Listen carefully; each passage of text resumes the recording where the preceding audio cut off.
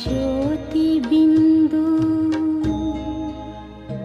परमात्मा से है मेरी आत्मा, अब चल कर ले मिलन। परमानंद का अनुभव कर, ओ परमानंद का अनुभव कर, तू धन्य बना जीवन। ज्योति बिंदु परमात्मा से है मेरी आत्मा, अब चल कर ले मिलन। अब चल कर ले मिलन, अब चल कर ले मिलन।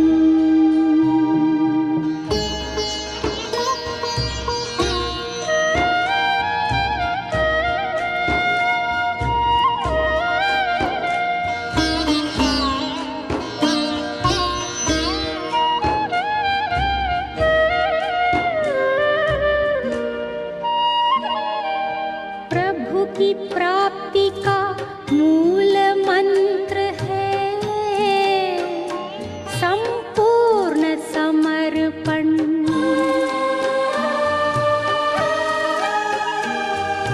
है आत्मा चल प्रभु को सौंप दे, तू सारा जीवन। ओ देख प्रभु तेरे निकट विराजे, ओ देख प्रभु तेरे निकट विराजे, कर ले अभिवादन। ज्योति बिंदु परमात्मा से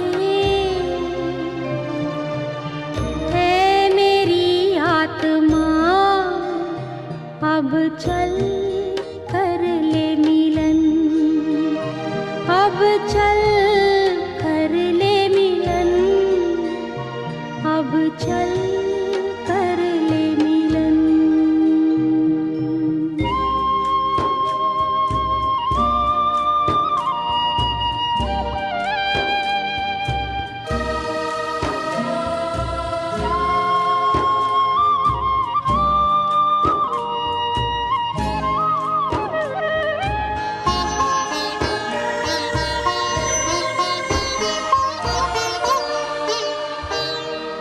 ज्योति बिंदु के प्रेम सिंधु में चल आज नहा ले।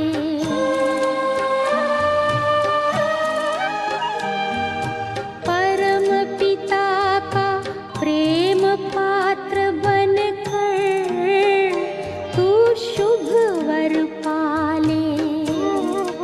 ओ किरण किरण को निरख नयन से, ओ किरण किरण को निरख नयन से, हो जा मन में मगन। ज्योति बिंदु परमात्मा से है मेरी आत्मा, अब चल कर ले मिलन।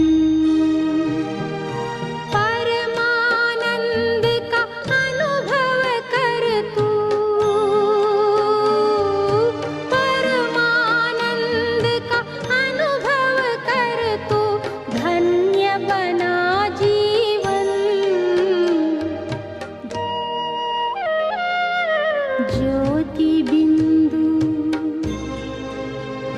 परमात्मा से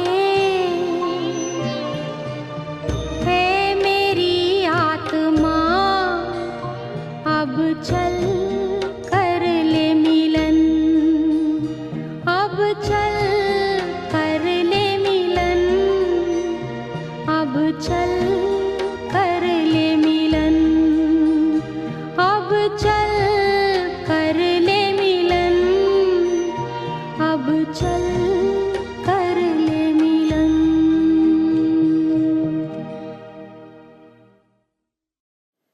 ओम शांति। जब बाबा के प्यार में आत्मा मगन हो जाती है तो देह भान, देह से संबंधित सब यादें मन बुद्धि की स्लेट से बिल्कुल मिट जाती है। स्मृति आती है तो एक बाप की स्थिति बनती है, तो ऊंचे ते ऊंचे बाबा के साथ की, स्वस्वरूप की, स्वधर्म की नेचुरल स्मृति आत्मा के अंदर समा जाती है। इसलिए बाबा हमें बस 2 ही महामंत्र याद करने के लिए रोज प्रेरित करते हैं कि मन मना भव मध्याजी भव, ताकि अंतर की वृत्तियों में, बाहर की और अंदर की स्मृतियों में भी, पर गहरी समाई वृत्तियों में भी आत्मा का पाठ पक्का हो जाए। जब आत्मा के अंतर से ऊर्जा निकले, चाहे दृष्टि के रूप में, चाहे वाणी के रूप में, उसमें आत्मिक स्मृति का बल, ईश्वरीय याद का बल समाया हुआ हो। आज की मुरली भी हमें आत्मा के इस पाठ को पक्का करने के लिए प्रेरित कर रही है। सुनते हैं बाबा के मधुर महावाक्य। आज है 22 फरवरी 2024। बाबा के महावाक्य हैं, मीठे बच्चे, इस शरीर से जीते जी मरने के लिए अभ्यास करो। मैं भी आत्मा, तुम भी आत्मा। इस अभ्यास से ममत्व निकल जाएगा ना। एक है अभ्यास करना बुद्धि से, फिर लिखित में भी अभ्यास करना चाहिए। जैसे ब्रह्मा बाबा ने किया, मैं भी आत्मा, यशोदा भी आत्मा। अपने परिवार में हर एक सदस्य का इंडिविजुअली नाम लिखकर हम सबको ब्रह्मा बाबा समान अभ्यास करना है कि सब आत्माएं हैं। इससे क्या होगा? ममत्व निकल जाएगा। ये जो निकलता नहीं है ना ममत्व, रगें जुड़ी हुई हैं, रगों का कारण है ये देह ना। जब आत्मा याद आएगी तो न मोह होगा न माया होगी। प्रश्न है, सबसे ऊंची मंजिल कौन सी है? उस मंजिल को प्राप्त करने वालों की निशानी क्या होगी? खुद को चेक करेंगे कितने समीप है मंजिल के। उत्तर है, सभी देहधारियों से ममत्व टूट जाए, सदा भाई भाई की स्मृति रहे। यही है ऊंची मंजिल। इस मंजिल पर वही पहुंच सकते हैं जो निरंतर देही अभिमानी बनने का अभ्यास करते हैं। अगर देही अभिमानी नहीं तो कहीं ना कहीं फंसते रहेंगे, या अपने शरीर में या किसी न किसी मित्र संबंधी के शरीर में। उन्हें कोई भी बात अच्छी लगेगी या कोई का शरीर अच्छा लगेगा ना, ये जो पसंद है ना ये अच्छा है ना, ये बात बहुत अच्छी है, या खुद की भी कोई बात बहुत अच्छी लगती है। जो अच्छा लगना है ना, ये बताता है ममत्व है। ऊंची मंजिल पर पहुंचने वाले जिस्म यानी देह से प्यार कर नहीं सकते, उनका शरीर का भान टूटा हुआ होगा। तो देखें, लगाव, झुकाव, प्रभाव की सूक्ष्म महीन रस्सियों को चेक करें। ओम शांति। रूहानी बाप रूहानी बच्चों को कहते हैं। सब रूह समझ के बैठेंगे, क्योंकि रूहानी बाप तो रूहानी बच्चों को ही कह रहे हैं। जो बॉडी कॉन्शियसनेस में है उनको भले सुनाई दे रहा है, परंतु स्वीकार नहीं होगी अंदर बुद्धि, है ना। अंदर इसको एब्जॉर्ब नहीं कर पाएंगे, अच्छी तरह समा नहीं पाएंगे। देखो, तुम सभी बच्चों को आप समान बनाने आया हूं। अब बाप आप समान बनाने कैसे आएंगे? वह है निराकार। कहते हैं मैं निराकार हूं। तुम बच्चों को आप समान अर्थात निराकारी बनाने, जीते जी मरना सिखलाने आया हूं। किस लिए आया बाबा? हमें निराकारी बनाने। हम तो निराकार को साकार में लाते हैं, फिर उनसे बातें करते हैं, फिर उनकी सुनते हैं। लेकिन ये जो सुन रहे हैं और बाबा जो सुना रहे हैं, इस सिलसिले का अंत क्या है? अंत है जीते जी मरना, बाप समान बनना। इसलिए ही बाबा आए हैं, ताकि हम इस व्यक्त भाव और भान से निकलकर अव्यक्त और फिर निराकारी बन जाए। तो बाबा कहते हैं, बाप अपने को आत्मा समझते हैं ना, इस शरीर का भान नहीं है। शरीर में रहते हुए भी शरीर का भान नहीं है। यह शरीर उनका तो नहीं है ना। तुम बच्चे भी इस शरीर का भान निकाल दो। तो शिव बाबा की स्मृति है कि बाबा ब्रह्मा बाबा के तन में है, परंतु अंदर यही स्मृति है कि ये मेरा नहीं है।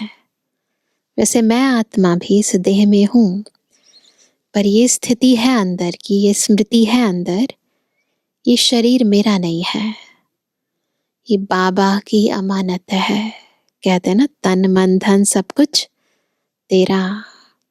तो बाबा का है, मेरा नहीं है। मैं आत्मा हूं, ये शरीर बाबा की अमानत है।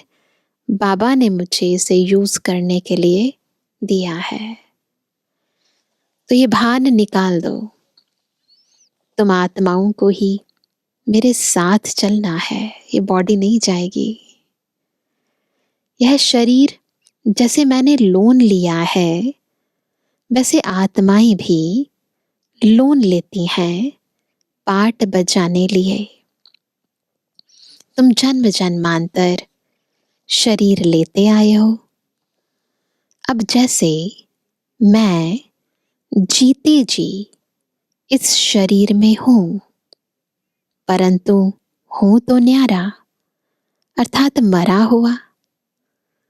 बॉडी में है, परंतु फिर भी बॉडी से न्यारे है, बिल्कुल डिटैच है।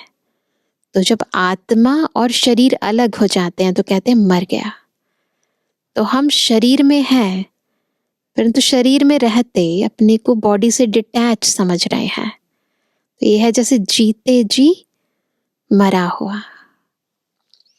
मरना शरीर छोड़ने को कहा जाता है। तुमको भी जीते जी इस शरीर से मरना है। मैं भी आत्मा, तुम भी आत्मा। तुमको भी मेरे साथ चलना है या यहां ही बैठना है? क्या करना है? बाबा आए हैं लेने के लिए, तो साथ चलना है या यहीं बैठना है? तुम्हारा इस शरीर में जन्म जन्मांतर का मोह है ना? 84 जन्म लिए हैं, है ना? 5000 वर्ष हो गए हैं जिस्म लेते छोड़ते, तो मोह तो होना स्वाभाविक है। जैसे मैं अशरीरी हूं, तुम भी जीते जी अपने को अशरीरी समझो। हमको अब बाबा के साथ जाना है। जैसे बाबा का यह पुराना शरीर है, तुम आत्माओं का भी यह पुराना शरीर है। पुरानी जुत्ती को छोड़ना है। आज की मुरली बिल्कुल जैसे कमेंट्री की तरह हमें शरीर से अलग करती जा रही है। पुराना है शरीर, पुरानी जुत्ती है, छोड़ना है। जैसे मेरा इसमें ममत्व नहीं है, तुम भी इस पुरानी जुत्ती से ममत्व निकालो। तुमको ममत्व रखने की आदत पड़ी हुई है। दोनों में अंतर क्या है? हमें आदत पड़ी हुई है, बाबा को आदत नहीं है, हमको आदत नहीं है। मैं जीते जी मरा हुआ हूं, तुमको भी जीते जी मरना है, मेरे साथ चलना है। तो अब यह प्रैक्टिस करो, जीते जी मरने की प्रैक्टिस। शरीर का कितना भान रहता है, बात मत पूछो ना। कहाँ कहाँ कैसी कैसी रगें इस शरीर के साथ जोड़ी हुई हैं, है ना, इसका कोई अंत नहीं है। बात मत पूछो। शरीर रोगी हो जाता है तो भी आत्मा उसको छोड़ती नहीं है। इससे ममत्व निकालना पड़े। हमको तो बाबा के साथ जाना जरूर है। अपने को शरीर से न्यारा समझना है। इसको ही जीते जी मरना कहा जाता है।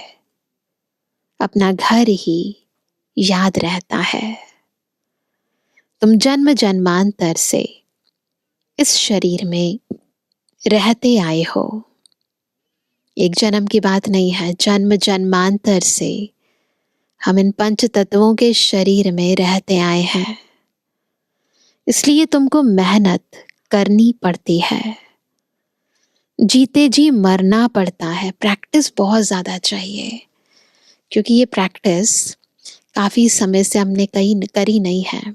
सतयुग त्रेता में तो ये प्रैक्टिस थी, परंतु 2 युग बीत गए, ये प्रैक्टिस हमारी छूट चुकी है। तो इसीलिए बाबा कहते हैं जीते जी मरना पड़ता है।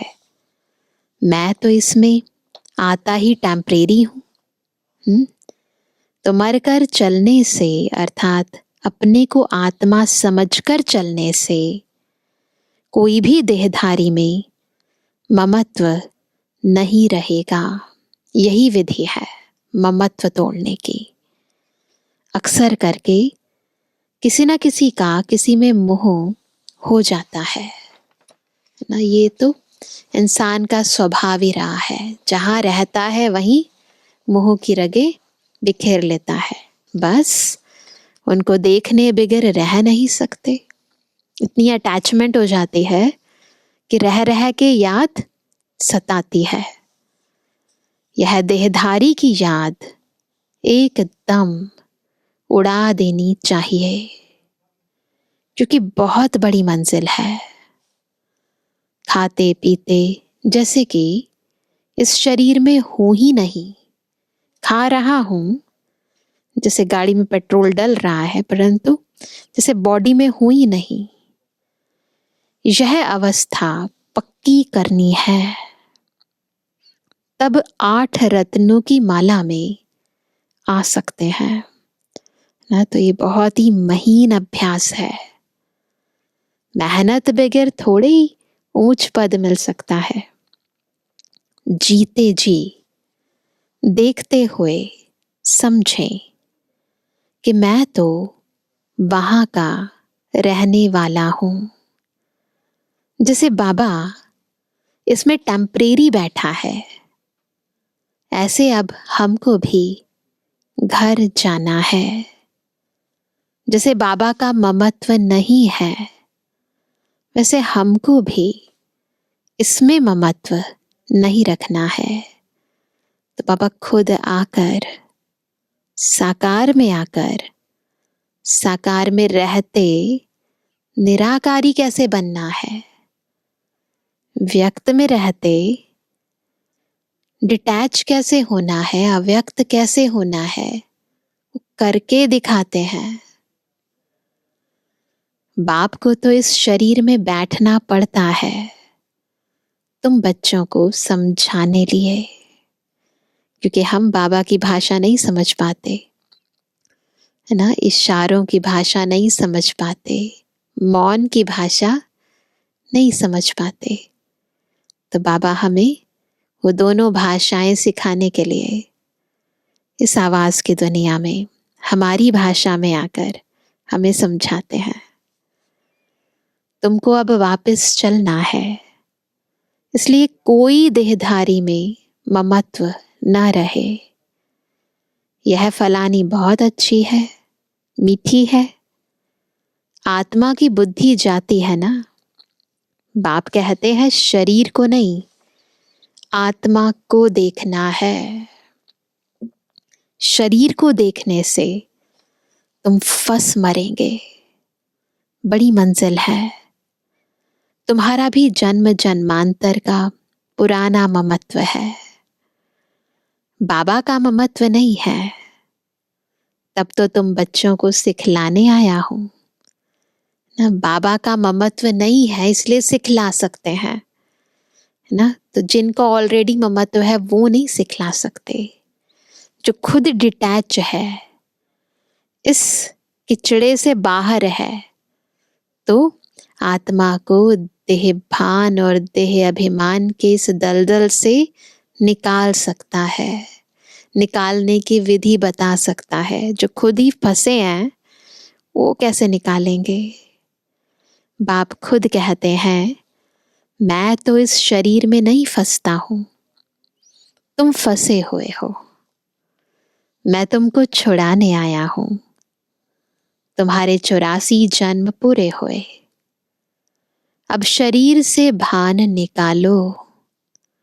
देही अभिमानी होकर न रहने से तुम कहीं ना कहीं फंसते रहेंगे। इस शरीर का भान ऐसा है, बिल्कुल कहीं ना कहीं चिपक ही जाएगी आत्मा, फिर छुड़ाना मुश्किल हो जाएगा। इसलिए बिल्कुल बिंदु बन जाओ, एक भी कॉर्नर इधर उधर ना रहे ना, बिल्कुल ज्योति बिंदु आत्मा। और मेरा तो एक बाबा परमात्मा। कोई की बात अच्छी नहीं लगेगी, कोई का शरीर अच्छा लगेगा तो घर में भी उनकी याद आती रहेगी, है ना। कहीं अटैचमेंट होगी, है ना। कहीं बारी किसी के साथ लगाव होता है, झुकाव होता है ना। और कहीं बारी किसी के साथ डिटैचमेंट भी होती है ना। तो या तो किसी के प्रभाव में आ जाएंगे, या फिर किसी के स्वभाव संस्कार अच्छा नहीं लगेगा, तो फिर उसके साथ मतभेद भी हो जाएगा। तो ये जो अटैचमेंट है, डिटैचमेंट है, लगाव है या मनमुटाव है, इन सब बातों से अलग होने के लिए देही अभिमानी स्थिति का अभ्यास करना है। जिस्म पर प्यार होगा तो हार खा लेंगे। दुनिया में प्यार है, जिस्म में प्यार है तो हार, ऐसे बहुत खराब हो जाते हैं। बाप कहते हैं स्त्री पुरुष का संबंध छोड़ अपने को आत्मा समझो। यह भी आत्मा, हम भी आत्मा। आत्मा समझते समझते शरीर का भान निकलता जाएगा। बाप की याद से ही विकर्म भी विनाश होंगे ना। शरीर का भान निकलेगा, विकर्म विनाश होंगे। इस बात पर तुम अच्छी तरह से विचार सागर मंथन कर सकते हो कि कैसे याद से देह भान टूटता है और विकर्म विनाश होते हैं। विचार करना है इस पर। विचार सागर मंथन करने बगैर तुम उछल नहीं सकेंगे। आत्मा में वो उछल नहीं आएगी, उमंग नहीं आएगा, उत्साह नहीं आएगा, वो खुशी नहीं होगी। एक बार अनुभूति हो जाती है, उसको समझ जाती है ना आत्मा, तो बस उसके बाद उस स्थिति को प्राप्त करना कठिन नहीं लगता। यह पक्का होना चाहिए कि हमको बाप के पास जाना है जरूर। मूल बात है याद की। 84 का चक्र पूरा हुआ, फिर शुरू होना है। इस पुरानी देह से ममत्व नहीं हटाया तो फंस पड़ेंगे, या अपने शरीर में या कोई मित्र संबंधी के शरीर में। तुमको तो किससे भी दिल नहीं लगानी है। अपने को आत्मा समझ बाप को याद करना है। हम आत्मा भी निराकार, बाप भी निराकार। आधा कल्प तुम भक्ति मार्ग में बाप को याद करते आए हो ना। हे प्रभु कहने से शिवलिंग ही सामने आएगा। कोई देहधारी को हे प्रभु कह ना सके। जब कहते हैं हे प्रभु, हे भगवान, तो बुद्धि में वो शिवलिंग याद आता है। कोई मनुष्य आत्मा तो याद नहीं आती। सभी शिव के मंदिर में जाते हैं, उनको ही परमात्मा समझ पूजते हैं। ऊंचे से ऊंचा भगवान एक ही है। ऊंचे से ऊंचा अर्थात परम धाम में रहने वाला। भक्ति भी पहले अव्यभिचारी होती है एक की, फिर व्यभिचारी बन जाते हैं। तो बाप बार बार बच्चों को समझाते हैं कि तुमको ऊंच पद पाना है तो यह प्रैक्टिस करो। क्या प्रैक्टिस करेंगे?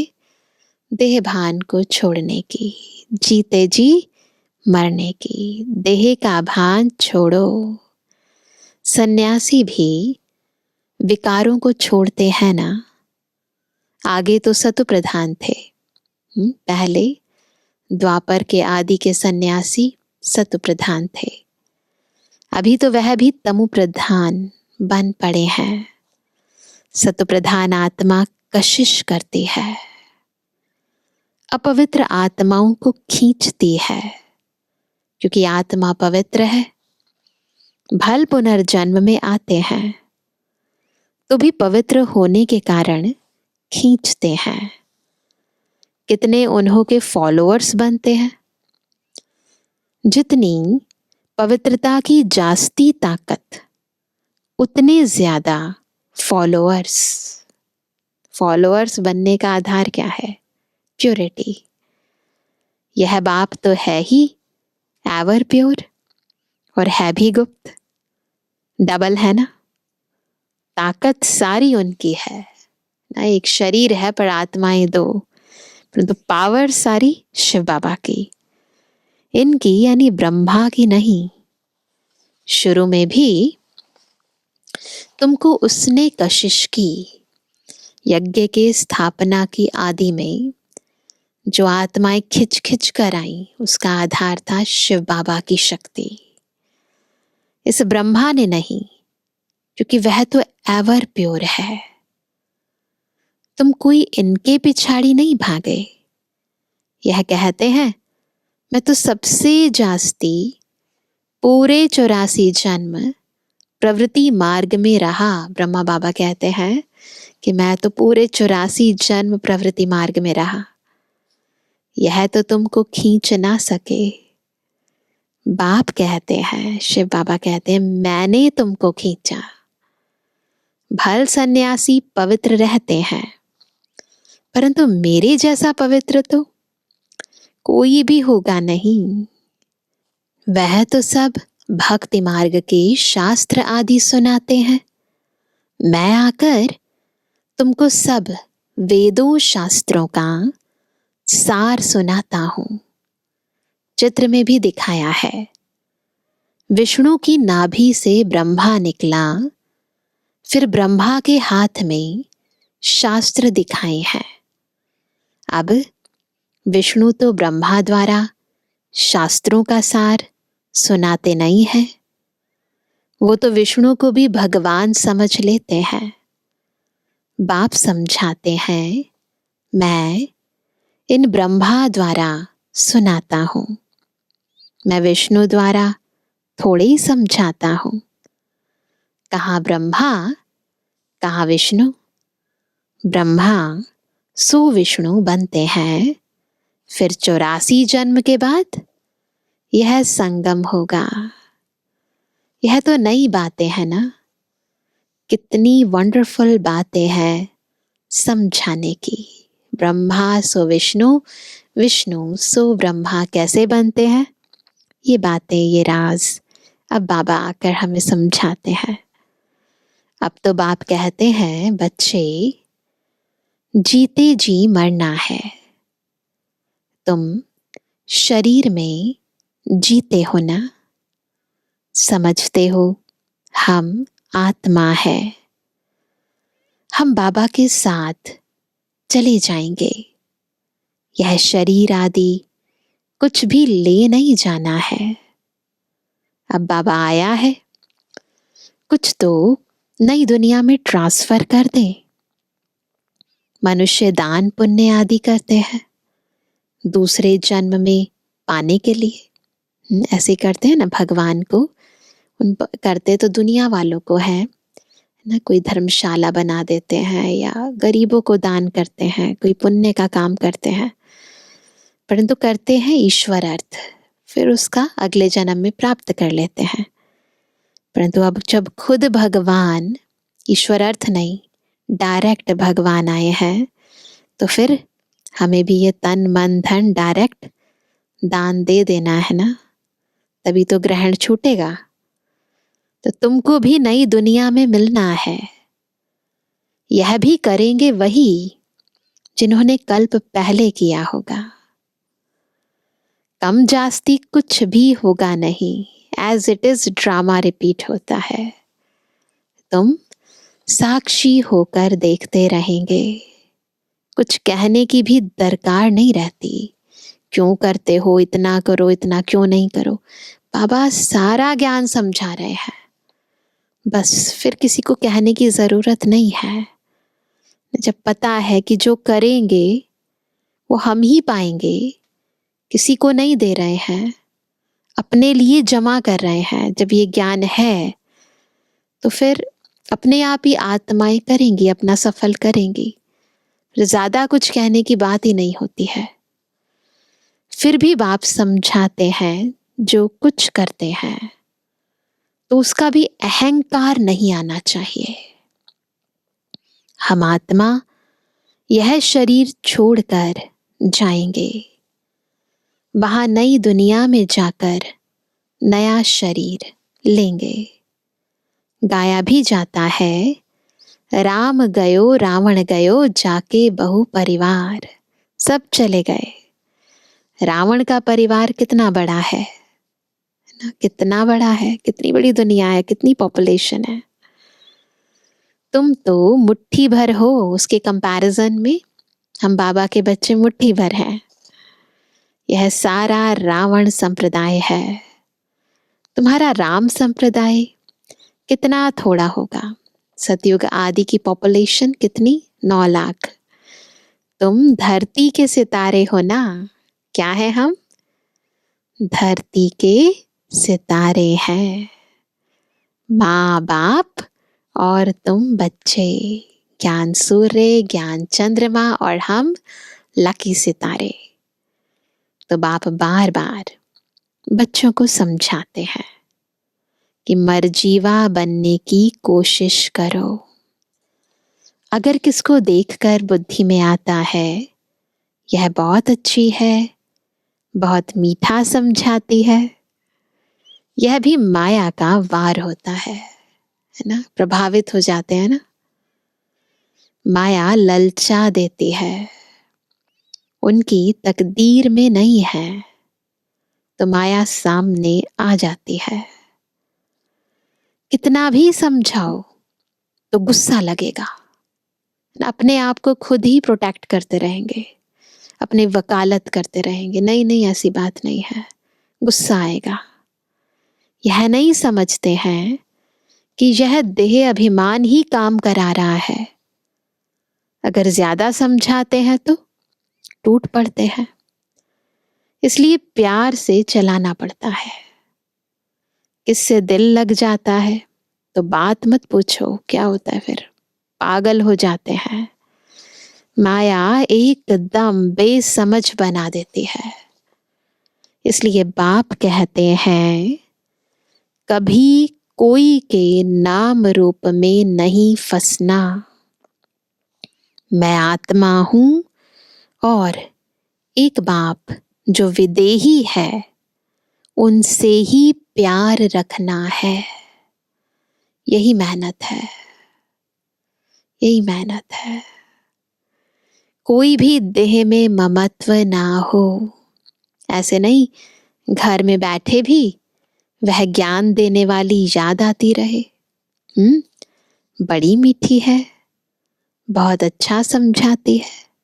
खुद ही अंदर से चेक करना है, केवल ब्राह्मण ही नहीं, कहाँ कहाँ ये मन बुद्धि अटकती है, भटकती है। अरे मीठा तो ज्ञान है, मीठी आत्मा है, शरीर थोड़े मीठा है, देह नहीं याद आनी चाहिए। आत्मा मीठी है, वो ज्ञान जो सुना रही है वो मीठा है। बात करने वाली भी आत्मा है, कभी भी शरीर पर आशिक नहीं होना है, पक्का। आजकल तो भक्ति मार्ग बहुत है, आनंदमयी माँ को भी माँ माँ करते याद करते रहते हैं। अच्छा बाप कहाँ है? माँ तो है पर बाप कहाँ है? वर्षा बाप से मिलना है या माँ से? माँ को भी पैसा कहाँ से मिलेगा ना? माँ को पैसा कौन देते हैं? पिताजी देते हैं ना। सिर्फ माँ माँ कहने से जरा भी पाप नहीं कटेंगे, किसी भी देहधारी को याद करने से पाप नहीं कटेंगे। बाप कहते हैं माँ में कम याद करो, नाम रूप में नहीं फंसना है और ही पाप हो जाएगा, क्योंकि बाप का नाफरमान बरदार बनते हो तो सजा मिलती है। फिर बहुत बच्चे भूले हुए हैं, बाप समझाते हैं मैं तुम बच्चों को लेने आया हूं सो जरूर ले जाऊंगा, इसलिए मेरे को याद करो। एक मुझे याद करने से ही तुम्हारे पाप कटेंगे। भक्ति मार्ग में बहुतों को याद करते आए हो, परंतु बाप बगैर कोई काम कैसे होगा? बाप थोड़ी कहते हैं माँ को याद करो, बाप तो कहते हैं मुझे याद करो, पतित पावन मैं हूं। बाप के डायरेक्शन पर चलो, तुम भी बाप के डायरेक्शन पर औरों को समझाते रहो। तुम थोड़े ही पतित पावन ठहरे, याद एक को ही करना है, पतित पावन एक ही है। हमारा तो एक बाप दूसरा ना कोई। बाबा हम आप पर ही वारी जाएंगे, वारी जाना तो शिव बाबा पर ही है, और सबकी याद छूट जानी चाहिए। भक्ति मार्ग में तो बहुतों को याद करते रहते हैं, कितने देवी देवताएं हैं, सबको याद करते हैं, जो उनकी याद दिलाते हैं उनको भी याद करते हैं। तो इसीलिए भक्ति मार्ग में वे कर्म विनाश हो ही नहीं सकते हैं, एकाग्र बुद्धि हो ही नहीं सकती है। यहाँ तो एक शिव बाबा, दूसरा ना कोई। फिर भी कोई अपनी चलाते हैं तो क्या गति सदगति होगी। बाबा बिल्कुल क्लियर समझाते हैं, फिर भी अपनी चलाते हैं, फिर थोड़ी ना गति सदगति होगी। मूंझ पड़ते हैं, बिंदी को कैसे याद करें। अरे तुमको अपनी आत्मा याद है ना, कि मैं आत्मा हूं, वह भी बिंदी रूप ही है। तो तुम्हारा बाप भी बिंदी है। जैसे हम आत्मा, वैसे हमारा बाबा। बाप से वर्षा मिलता है, माँ तो फिर भी देहधारी हो जाती है। तुमको विदेही से ही वर्षा मिलना है। इसलिए और सब बातें छोड़ एक से बुद्धि योग लगाना है। अच्छा मीठे मीठे के जवानी बच्चों पितृवानी बाप दादा का दिल जान सको प्रेम से नंबरवार प्रसाद अंतर यादगार और गुणवानी। रूहानी बच्चों की रूहानी बाप दादा को गुड मॉर्निंग, नमस्ते नमस्ते नमस्ते। धारणा के लिए मुख्य सार। पहला, शरीर का भान खत्म करने के लिए चलते फिरते अभ्यास करना है, जैसे कि इस शरीर से मरे हुए हैं, न्यारे हैं, शरीर में है ही नहीं।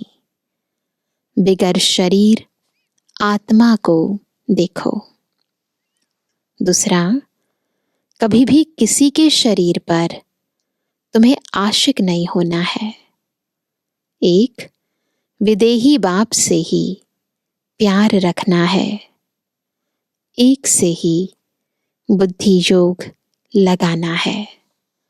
वरदान है सेवा और स्व पुरुषार्थ के बैलेंस द्वारा ब्लेसिंग प्राप्त करने वाले कर्मयोगी भव। कर्मयोगी कैसे बनेंगे? जब सेवा और स्व पुरुषार्थ का बैलेंस रखेंगे और ब्लेसिंग प्राप्त करेंगे। कर्मयोगी अर्थात कर्म के समय भी योग का बैलेंस हो। सेवा अर्थात कर्म और स्व पुरुषार्थ अर्थात योग युक्त, इन दोनों का बैलेंस रखने के लिए एक ही शब्द याद रखो कि बाप करावनहार है और मैं आत्मा करनहार हूं। यह एक शब्द बैलेंस बहुत सहज बनाएगा और सर्व की ब्लेसिंग मिलेगी। सेवा करते कर्म करते याद रहे कि करण करावनहार मुझसे करा रहा है। तो याद और सेवा दोनों का बैलेंस होगा, फिर ब्लेसिंग मिलेगी। जब करनहार के बजाय अपने को करावनहार समझ लेते हो, मेरा काम, मेरी ड्यूटी, मेरी जिम्मेवारी, तो बैलेंस नहीं रहता और माया अपना चांस ले लेती है। तो क्या बनना है? कर्मयोगी। स्लोगन है, नजर से निहाल करने की सेवा करनी है तो बाप दादा को अपनी नजरों में समा लो। क्या करना है? निगाहों में बस एक बाबा और कोई नहीं। तो आज विशेष होमवर्क क्या करेंगे? मर जीवा स्थिति का। शरीर में है परंतु शरीर से अलग मैं आत्मा हूं। चारों ओर हर देह में भ्रुकुटी के मध्य आत्मा को देखो। साक्षी होकर न्यारी स्थिति से कीचड़ में रहते कमल पुष्प समान स्थिति से रहो। बार बार शरीर से डिटैच, और शरीर में आए तो भी एक बाबा से अटैच, उस प्यारी स्थिति में रहकर हर कर्म करो। अच्छा, ओम शांति।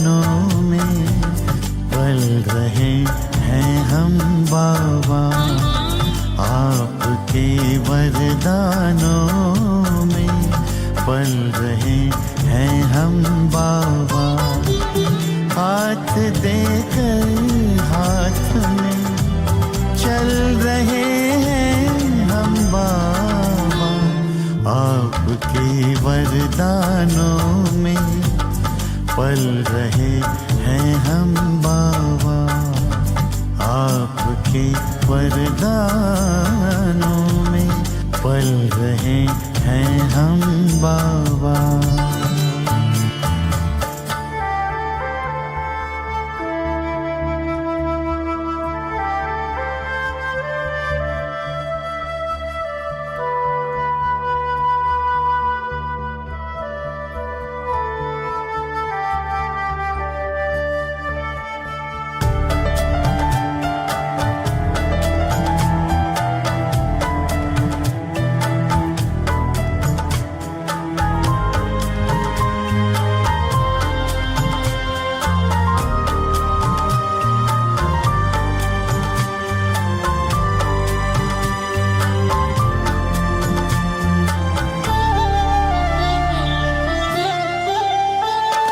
साकार में जो कहा हो रहा साकार है,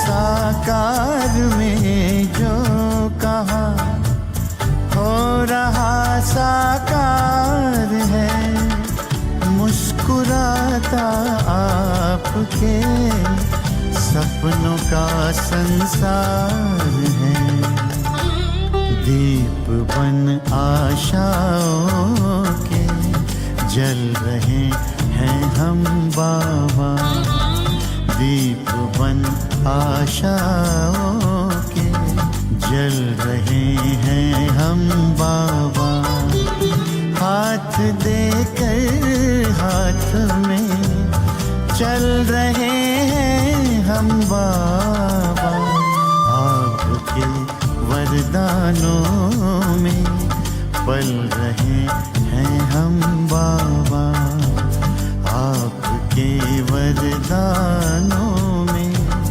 पल रहे हैं हम बाबा।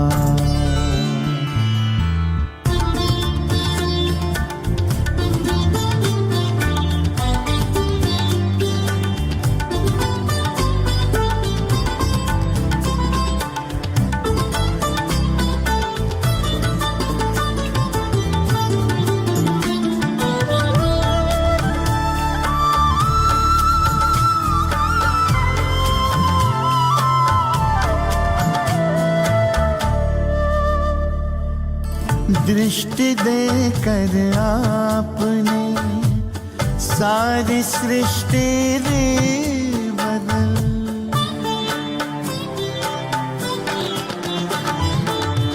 दृष्टि देकर आपने सारी सृष्टि दी बदल, कांटों को सुमन किया और कुटिया को महल, आपके रंग रूप में ढल रहे हैं हम बाबा, आपके रंग रूप में ढल रहे हैं हम बाबा, हाथ देकर हाथ में चल रहे हैं हम बाबा, आपके वरदानों में पल रहे हैं हम बाबा, आपके वरदानों में पल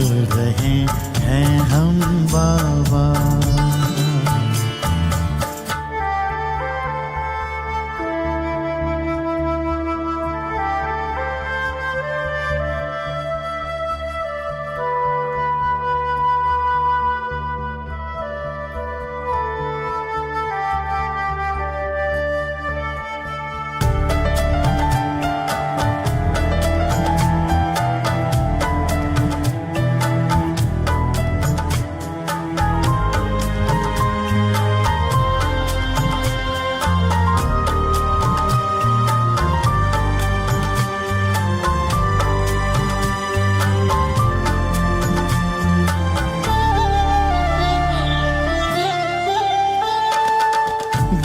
रहा स्वर्णिम जहां आपके प्रकाश में।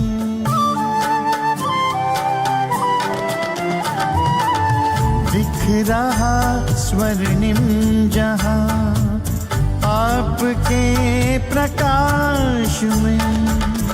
पाँव धरती पर कहाँ उड़ रहे आकाश में। सितारों से भी आगे निकल रहे हम बाबा। सितारों से भी आगे निकल रहे हम बाबा। हाथ देकर हाथ में चल रहे हैं हम बाबा। आपके वरदानों में पल रहे हैं हम बाबा। आपके वरदानों में पल रहे हैं हम बाबा।